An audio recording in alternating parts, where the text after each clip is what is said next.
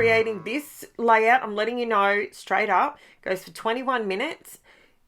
I'm going to let you know, you can, if you don't know this already, when you bring up your video, there is a little settings cog. If you click on that, you can adjust the speed that it plays back to you. So I have sped this right up so that it fits in a decent time frame. But if there's something you want, I do slow down how I make my little flowers, but everything else I've sped up quite a lot so that I could leave it all in here. So you know that I'm not, you know, creating something that took me 10 hours to do and I've skipped heaps of it and edited heaps out.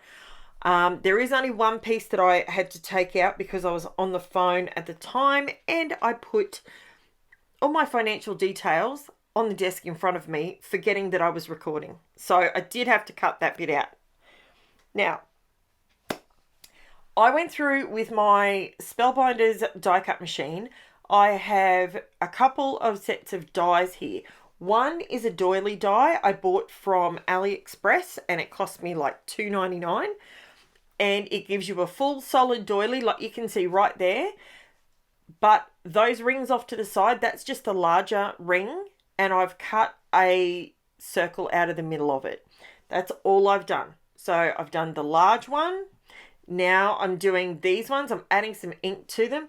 These are going to be the base of my flower. The reason I'm doing some green on there, the green I'm using at the moment is Shabby Shutters. And then I use a bit of Mowed Lawn on there as well. So the reason I made those ones green is because they're kind of like the leaves. I mean, these are very cartoony. They're not actual flowers, obviously. But I wanted to just have a play with some dyes and just see what happens. Now, I use two-tone of green here because that gives you, realistically, flowers are at all different stages as they're growing, falling off, all the rest of it. They're not all the perfect green, right? So they are my bases. Now, I did give them a little, very, very light spritz with some water just to give them a little, now not enough that it really wet the cardstock. I am using a heavy cardstock for these. I'm using the 300 GSM, I think it is. So what I'm doing here, so I've done the green ones, right? So I've got two different size flowers. You can see them, my dummy ones that I was playing with to see if I could do it, are up in the top left hand corner. So I've got a smaller one and a larger one. That's why I've got two different sizes. Now this is where it comes in handy to have this 6x8 universal sticky mat. I get mine from Crafts Online, and it was dirt cheap. So I grabbed a couple of them thinking they're a bit smaller, and for things like this, so I can get a brush and I can just sort of paint things but not have my fingers in it with the ink. So this is what I'm doing. I'm just going over everything with a couple of different colors just to give it a different look. And I've run these through through the machine in an embossing folder, just the centerpieces. And the embossing folder that I used was a Couture Creations one called Walrus and Carpenter. So now this is where I've really slowed this down. Believe it or not, this is actually 2 times the speed because I was having a bit of a day. You can see I've already done some. They look like backwards 9s or snails over on my right hand side. So I've done some, but I've slowed this down. This is how I'm doing it. I'm literally just putting my fingernail there and I'm just pushing it up on my nail and creating a fold. So you can see, if you look really closely, you can see all the little folds. And I go all the way around. I wanted to get the folding part done in one hit. So these flowers are more of a streamline, you know, like, what do you call it? So you've got a bit of a system. So you can sort of go, okay, all the bases are done. Right, they're drying. All the centerpieces are now colored and drying, done, because I am using the Distress Oxide ink, which does have a pigment and dye base in the ink. So it does stay wetter for a little tiny bit longer. I did think about other ways. While I was doing this, I was thinking of other ways that you could possibly create this.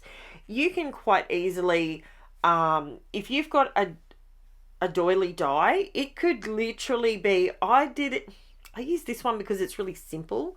Now I speed it up, guys. So I've shown you really slowly. Now I'm speeding it up because otherwise you can, like I said, hit that little cog and you can slow it down if that's what you want to do. It will slow my voice down too, though, so you may want to put it on mute. But anywhere you want to fast forward, rewind, pause it, you can do that. And that's why I left it all in there. And I think it's nice to leave it all in there because I think that's a point of difference that I have on my channel compared to a lot of other content creators, because we all do it differently and we all do the process differently. I want my channel to be about teaching you the way I scrapbook, the way I look at things. You know, it might be who looks at a doily and thinks of a flower, you know, that specifically this particular type. Now, this is where I make sure I've got enough folds. Then all I'm doing is I'm coming in with my little scissors. These are my old scissors I used to use all the time. Then I got my Tim Holtz ones and I've never looked back. So basically now all I want to do is create, it's kind of like when I first put this down, I thought, you know what, it reminds me of, I'm looking for something heavy. I didn't have enough water in my spray bottle. It reminds me of, you know, a ribbon, like a first place ribbon. That's what it looked like to me when I put it down, and I thought, oh, am I just not doing this right? Is this going to work? But it actually comes together. So I was really, really happy with it. Now I'm just using art glitter glue, and this is another reason why I love art glitter glue. Now, sorry, I need to have a mouthful of water. Okay, so the reason I love it is because it's quick drying, and once it's dried, it will never move. It is there for life. That glue is amazing. Now, and it tacks up pretty quickly as well, especially in the cooler weather. So yeah, it really does come together, which I love. So I am making all these little flowers, and notice how they're different colors. That's because I used a stack of different colors to color them in. I'll let you know what I used. So the two greens were Shabby Shutters and Mowed Lawn. Then the flowers, I actually used Saltwater Taffy, Picked Raspberry, Abandoned Coral, KITSCH Flamingo, KITSCH Flamingo, yep. And then I used that combination across all of the flowers. So when you look at them, now I'm using my cup. I'm just using anything heavy at the moment. And I got Taylor to fill up my water bottle, and that's her arm, you can see. Yeah, she was, if you want to know what she was actually doing, she was bringing up a Carrie and Tommy podcast for me. So yeah, so I'm sticking them all down and I'm sticking the centers down. Still at this point, I was like, I knew that I was going to add glitter to them. So I knew that it was just, it's a trust the process thing. When you're putting them all together and when you're gluing your bits together, you just have to wait and just trust the process. So, and it's the finishing bits that pull it all together. Now, I know you might be thinking to yourself, oh God, this video is so long. I just want to stop. This is ridiculous. I would never sit and do all this. That's fine. Skip through to the end and see what it looks like, and let me know what you think at the end, because I know the video is long. I apologize for that. Well, it's 20 minutes. I mean, it's not as long as one the other day, but it's one of those things that when you've got a process like this and you're creating all of the embellishment yourself, right from a flat white piece of cardstock, and you're building up the process, this is where I find that you really need to watch the whole thing. You need to see there is a lot of work that goes into a lot of the layouts that I do. I do some simple ones. I promise you for the rest of the week I'll do nice, simple, easy ones for you. But yeah, I do find myself sometimes, I find it quite therapeutic to just go into a rhythm and like mass create something like I'm doing here.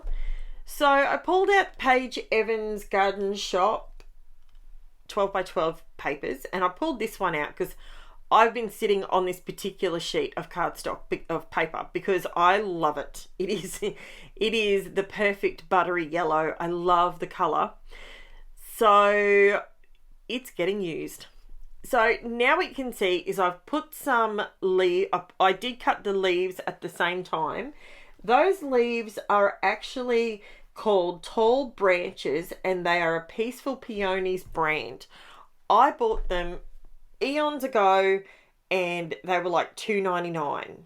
So, but any branches will work. If you don't have a die, go for it. Just cut it out freehand. Like, what I'm using here is my gesso brush and a bit of titanium white paint, just to give your eye somewhere to rest on the page. So just sort of fade a little bit of it and go from there. So the photo that I'm scrapbooking is, what, if you're an Aussie, you'll know what this is. It's a Buffalo Bill. Now, there was a display at our local IGA, and Jen was with me, and I said, stand on the other side and let me get a photo. I want to scrap that. And yeah, so it's Buffalo Bill.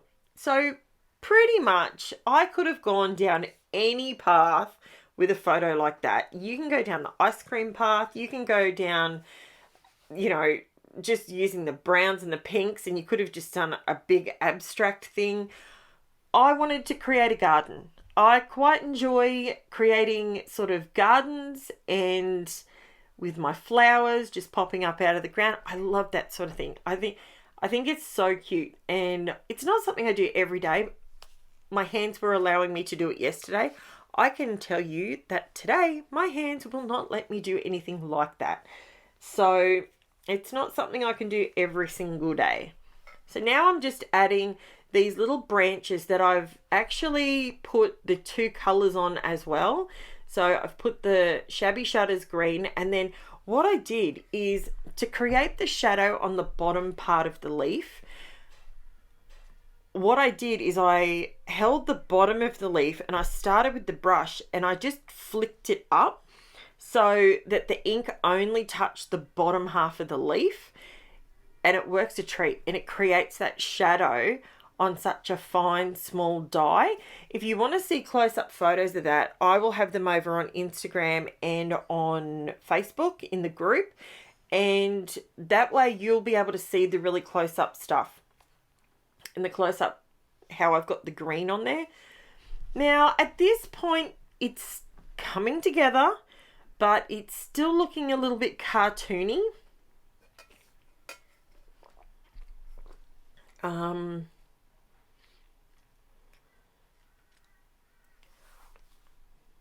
Sorry, I went quiet then.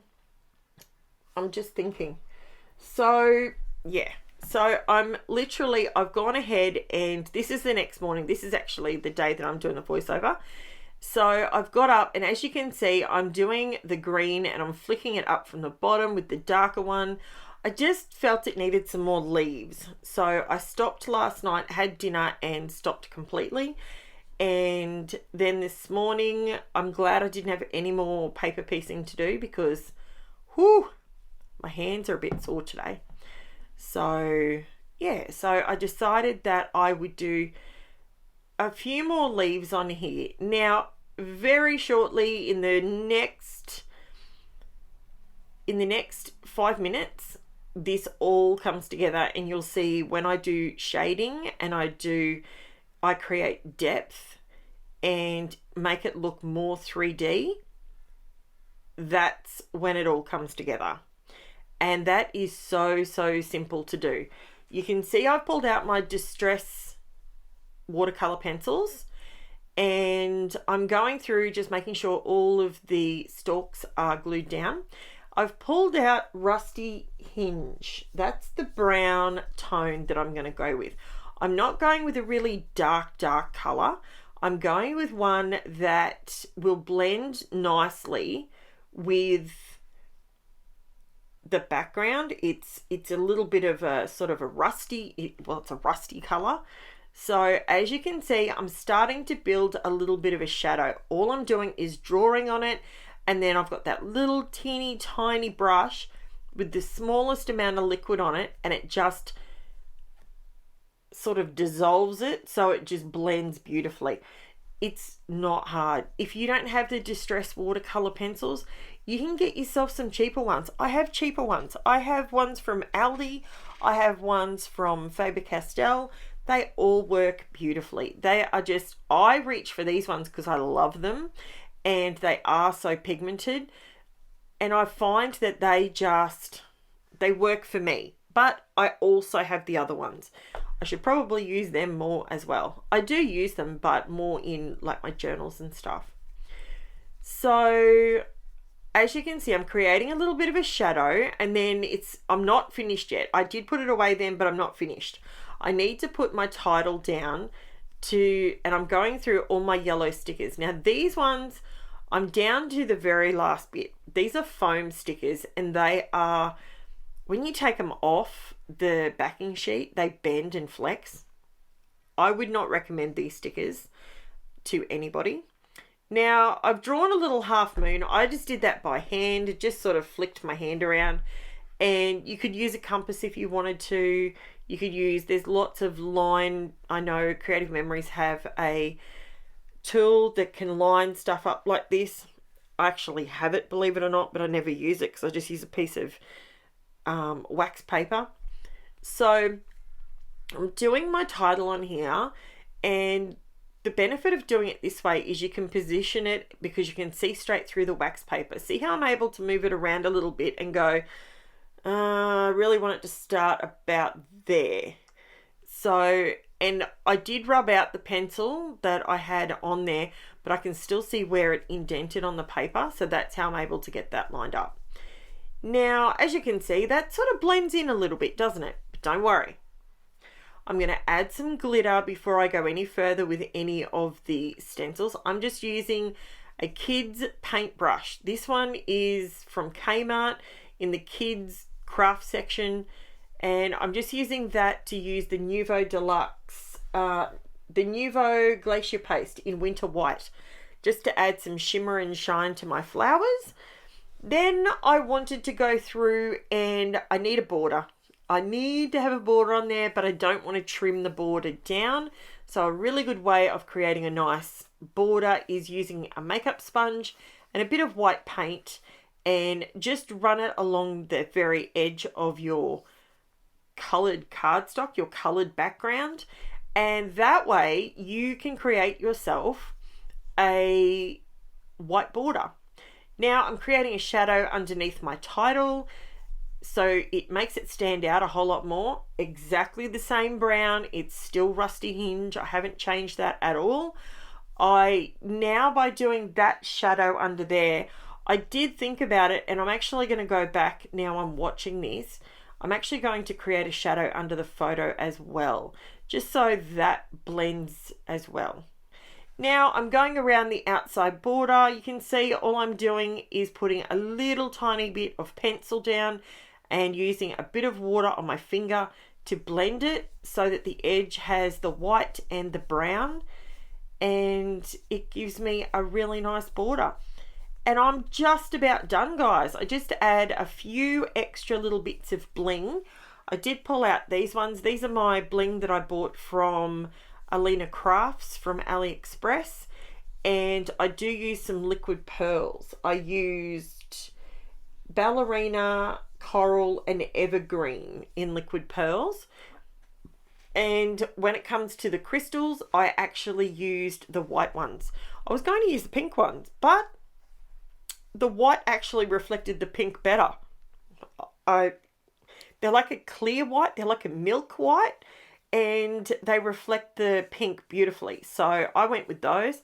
I put 2 in the centers, or in the rough center, sort of where the embossing folder was, you know, because it's not perfect. It's not no flowers are perfect. Nothing's ever perfect. So I just went through, added a few extra bits of liquid pearls just to create more of a center in the flowers. And then I go around the photo with some is that marigold? No, it's sunflower.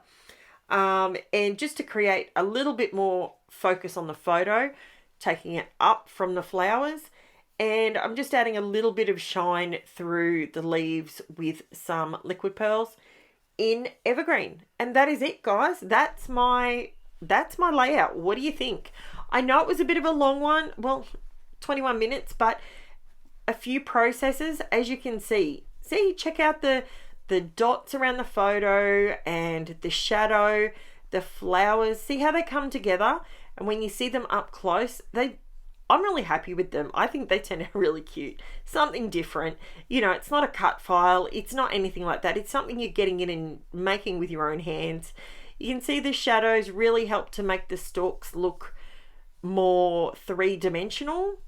And there's still a lot of texture on the page. I absolutely loved how it turned out. I would love to know what you think. Let me know below. Hit the like button if you like the video. Let me know if there's anything sort of more along these lines that you would like me to create. And I will be back tomorrow with another video. Thanks for watching, guys. Bye for now.